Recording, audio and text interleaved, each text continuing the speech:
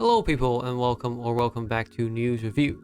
In this video, I'll be going over the upcoming Hatsune Miku collab, all the new cards in it, giving info on how you can get them, and whether you should get them. If you are a new or returning player, I do recommend you check out my new player guide because it'll help you better understand what I'm saying in the video. As the full news is quite long, I won't bore you representing every single thing in the full news, so open up the patch notes link in the description if you want to follow along, and let's get right into it.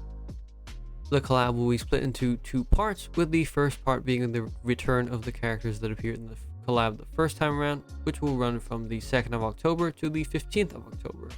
And the second half of the event will be starting on 9th October and running for 4 weeks until the 5th of November.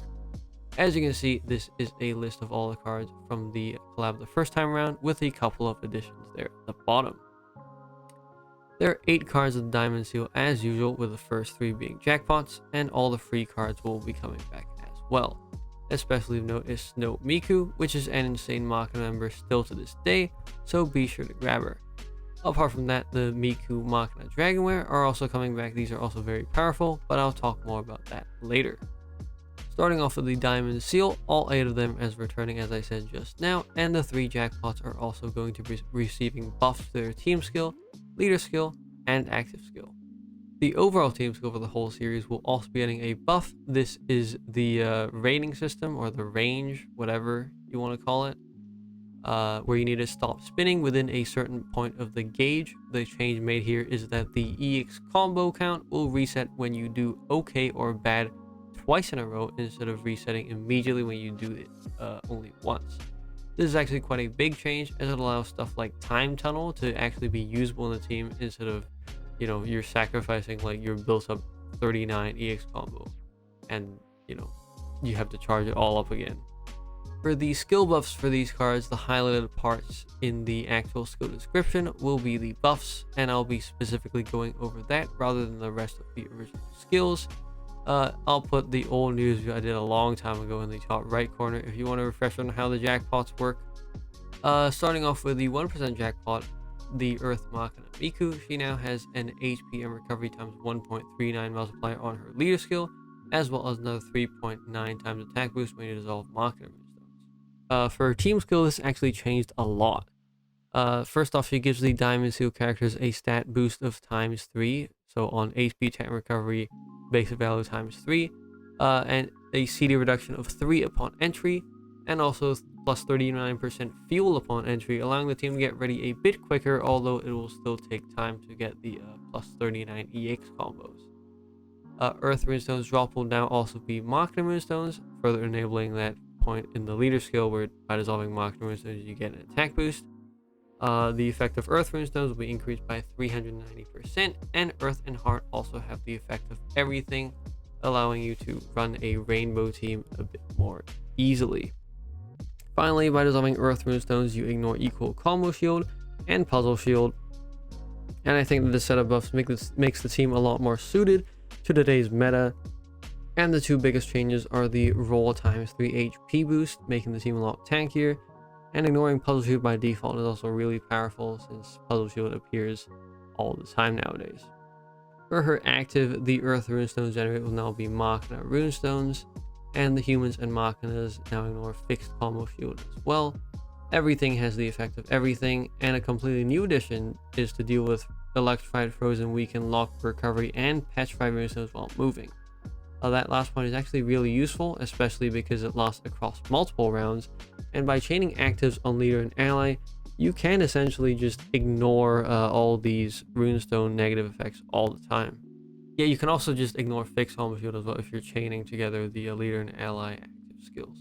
Moving on to the Water Machina Jackpot KAITO, the only new thing here is that they get a ×3.9 attack boost when dissolving Machina Runestones, same as the last Earth Miku.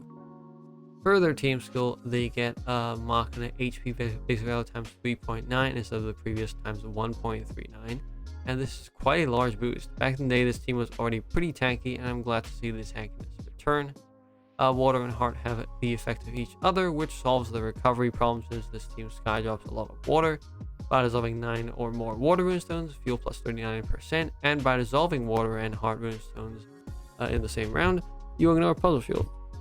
This isn't really that reliable, as you aren't guaranteed to get heart runestones, but it is something, and once again, ignoring puzzle shield is very useful. Further active, the only thing that changed is now that the board will also be marked runestones, in addition to being enchanted. They changed nothing else, which is slightly disappointing, but hopefully this team can still be good after the massive HP boost that they got.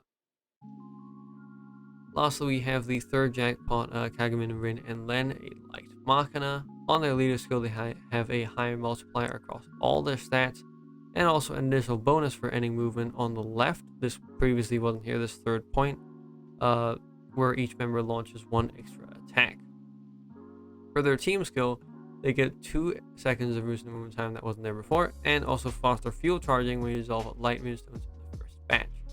They also get 6 extra combos when you dissolve a group of 6 or more Machina runestones, and if you dissolve 4 or less groups in the first batch, you get an additional ×8 attack boost, and you ignore fixed combo shield and initial shield.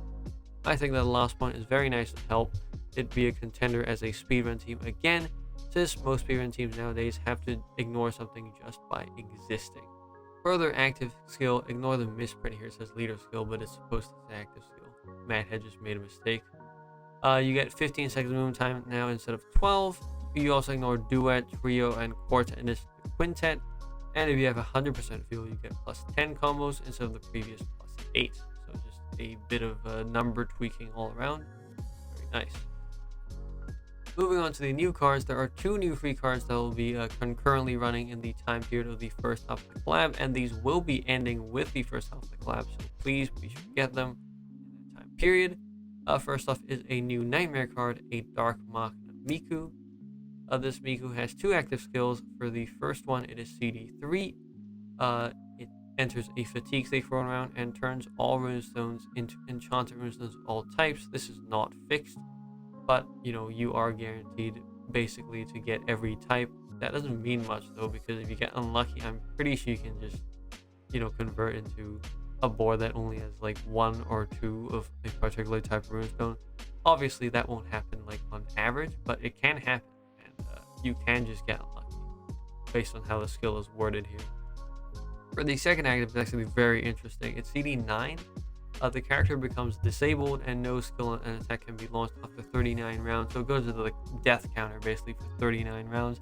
After 39 rounds, the card basically is dead. And during this countdown of 39 rounds, the character's attack and recovery times 3.9. Remember this will be useful when I'm talking about the team skill. For its team skill CD -9 after entering a stage, meaning that you can activate the second active immediately, and also the first active, of course. And when the leader is a character, okay, hold on. The condition first off, when the leader is a character of the first Hatsune Miku crossover event, so all the jackpots, effectively, you won't be using any other card for leader. Trust me, you don't want to. And there is this card in the team. This card still CD -9 upon entering the stage, and when it activates its second active, and it is in the 39 rounds of countdown, this card's active skill will not be locked. The Rain Judgment, which is the team skill, the universal team skill, will always be cool no matter what. And you also get damage received -39% on top of the damage reduction you already get in the Judgment gauge. So this card is pretty broken, I would say, just as a supplement for the jackpot cards, as a really good member. It also has bonding skills with 2 of them, but that's not that impressive. I think this just enables a lot more flexibility because you don't care about the range judgment anymore, and that frees up a lot. I guess the 39 rounds can be viewed as a detriment if you're doing a really long stage, but as the meta nowadays is you kill the opponents fast before they kill you fast, that shouldn't really be a problem. Lastly, there is a new challenge stage card, a Fire Miku. This card's active skill is CD4. You get plus 40% fuel for 1 round, damage received -40%, and the character launches 4 extra attacks of water, earth, light, and dark, as much as 40% of its attack, which means it's a quintet attack card. And after skill activation, there is a 40% chance that skill CD will become 0. one activation each wave. This card is the second ever Fire Machina to do quintet attacks after the Impregnable Fortress Sterling, a battle pass card from a little bit ago. So grab one if you don't have that card, even if you do have that card, because this card can be, you know, it's unique. It's a Miku card. I don't know what they're going to do with Miku. They might have like a Miku exclusive team skill or something. For the Diamond Seal cards, I don't really have an idea of where they stand in terms of power level. I think they'll be pretty good. The weakest buff seems to be with KAITO, but that team has always been raw stats and relying on members to prop up their shield breaking ability, so it's kind of hard to judge even that. As such, I'll only be ranking the 2 new cards as I'm not really confident in my ratings of the old Jackpots. The Dark Machina is probably going to be a must-have for the current Jackpots to tackle extremely hard stages, since it locks the judgment at cool, allowing you to focus on other things, and the extra damage reduction will make the team extra tanky. Outside of that, it's not that good as a standalone card, so I place it in mid-tier. The Fire Machina Miku is okay, and the fuel is not really necessary for any Machinas going forward, hopefully, and even the Jackpots got buffed to charge their fuel way faster. As I said, it is the second ever Fire Machina card to do quintet attacks, so I put it between mid and low tier. You're probably not going to use it a lot, but it might come in handy someday if you end up needing it. Even after all that, I'm not done yet, because it is time to go over the celebration events, which concerns all the past free cards in this second row right here. First off, actually, I'm not going to talk about that second row. I'm going to talk about this third row. There will be a Dragonware mission where you can get 2-star versions of the 3 types of Dragonware. You just battle a stage and you can get the specific Dragonwares. Or actually, not the specific Dragonwares, you can't choose. It'll be given to you randomly, but, you know, it's not that much farming. And to get the 3-star ones, you can pull the corresponding jackpot in the Diamond Seal and it'll automatically give you it. So, if I remember correctly, I've not put it in this order. The Earth Miku corresponds to the Apple Seal, KAITO corresponds to the Stopwatch, and Kagamine Land corresponds to the Twin Butterfly, if I'm remembering correctly and I'm not messing it up. I believe all the stages for the past free cards will also be open from the 2nd to the 15th of October. They did actually miss this stage for this first card in writing, but I'll be very surprised if they don't give it a comeback. It may not be open this week, it may be open next week, but I mean, I'll be very surprised if they don't have this card come back. But that just means Ultimate Stage will be coming back for these first 2, a special stage for the next 3. These 3 cards actually used to be like a world event mission, a special mission, and Coliseum and Joint Operation. I forget which is which, but you get a new stage that basically splits them up into 3 floors, and you can get, you know, the card when you clear this specific floor. Snow Miku is broken, as I've said. Please get Snow Miku. And these last 2 are bi-weeklies. Those will also be returning, so you can just grab them. For OG cards, Vorvados' Ultimate is also returning. He's an okay Fire Demon card, so grab one if you don't already have him. Alright, that was pretty long, and I appreciate you sticking around if you made it this far. That's it for this week's news review. Leave a like if you liked it, comment below if you have anything to say to me, and subscribe if you like this in general. It really helps the channel out, and I'll see you in the next video. See ya!